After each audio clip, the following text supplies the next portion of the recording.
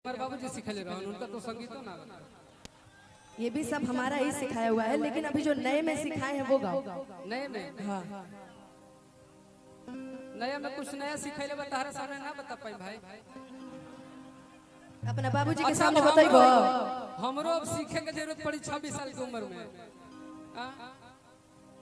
कितना बहल बताहर उम्र कहीं बताइए।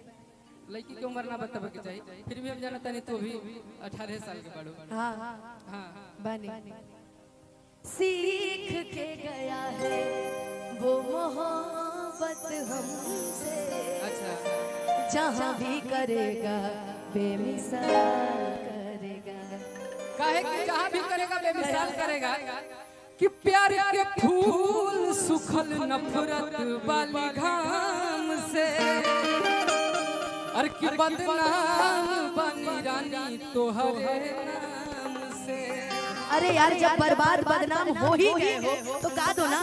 देबू घूंघूटा उठाई अपन मुहावा दिखाई।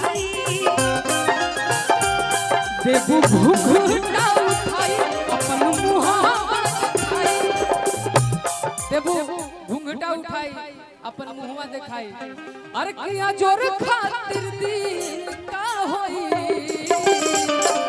भैया।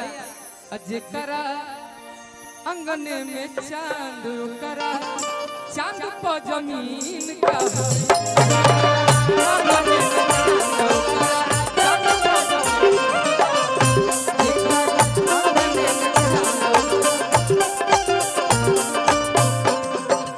झूठ बोले कौआ काटे काले कौए से डरियो। झूठ बोले कौआ काटे काले कौए। कल मैं तेरे घर पे आऊंगी तुम देखते रहियो।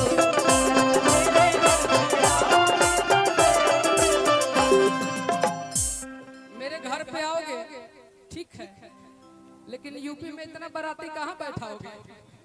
हमारे यूपी को हल्का में ले रहे हो क्या? अरे ना भैया, तू ही भारी बारी तो यूपी कैसे हो? तब फिर हमरे देखे अनुमान लगा लो। इन्हें से जाइए सब सीधा और वहीं टेढ़े। तू सीधा ही बनो, हमरा तारा से मतलब बा। अरे हम तो यहीं तू से खाली टेढ़े मंडप में पहुंच जा बस। हम तो यहीं से टेढ़ जाए। काहे कि ही ना कहबू, बाद में अगर कहबो करबू तो यही ना कहू कि जिस हालत में आए हो उसी हालत में वापस चलना है, तो हमें नहीं सही से जाए। हाँ और कहे अरे कि रहनी बराती गई, रहनी बराती गई, एगो लड़की से लाभ हो गई। रहनी बराती गई, एगो लाभ हो गई हो, सब हो गई।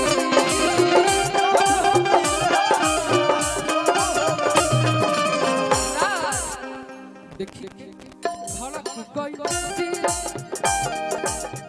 देखिए के धड़क गई दिल।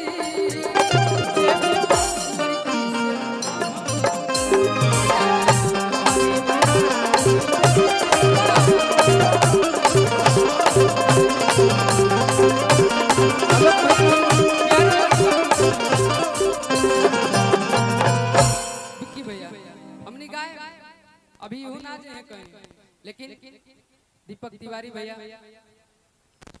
जिनका हमने अपना खातिर सुने खातिर बोले नहीं है, सबसे ज्यादा तन्मय किशन हरिओम के रह के ना दीपक तिवारी भैया के पक्का बोलावे के बा। तो हमने लइकन खातिर हुआ बनी, तो हमने खातिर हुआ पहले गा दी, ओकर बाद अनुपमा जी 4 गाना गाना ओकर बाद जी। बहुत बहुत धन्यवाद। दोनों माइक मेरे पास है।